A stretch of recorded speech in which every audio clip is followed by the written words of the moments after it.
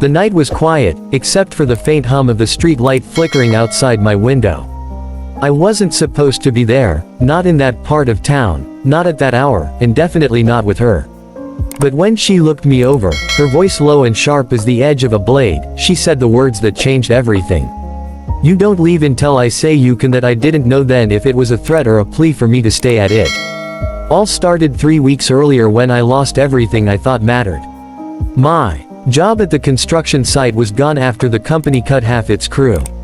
Rent was overdue. My younger sister, Aisha, had dropped out of school to work part-time, and every night I sat staring at the bills piling up on the table, pretending to be strong for her. That's what big brothers do. They lie with a smile point. One evening, as I was walking home in the rain, a car pulled over beside me.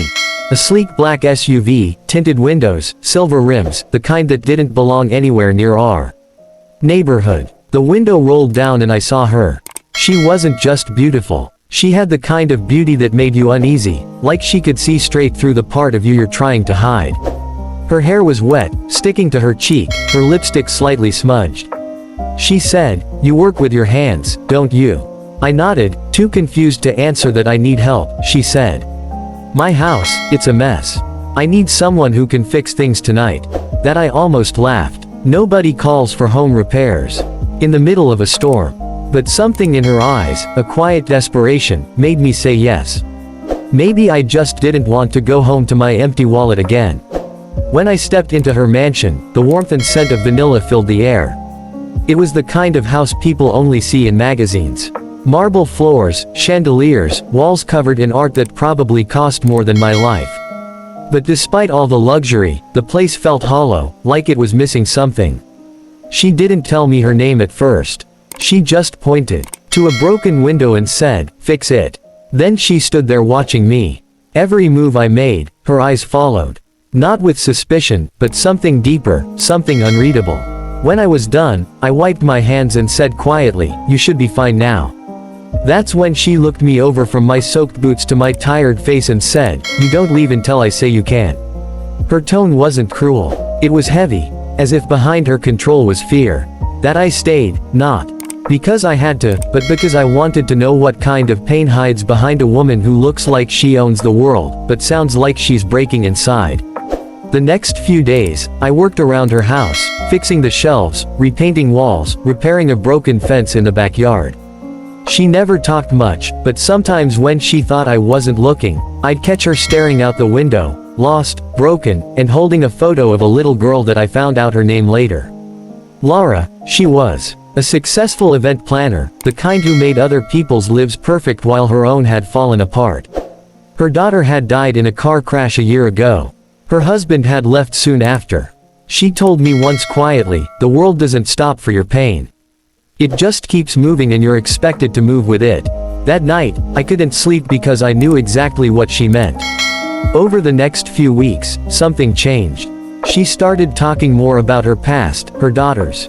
Laughter, her dreams of building a school for underprivileged kids, and I listened, not as a worker, but as someone who finally understood what loneliness really meant.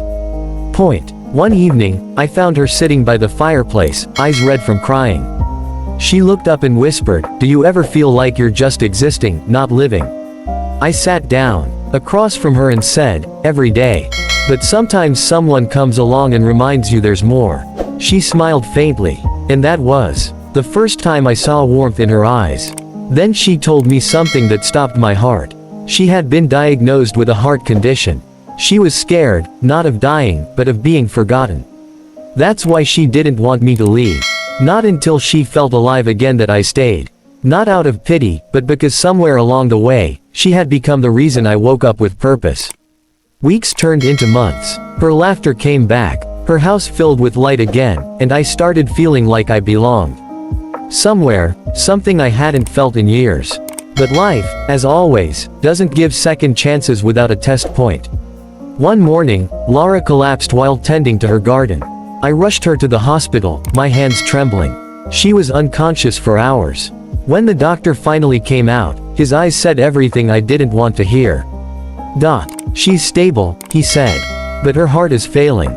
She doesn't have long." That I sat beside her hospital bed holding her cold hand.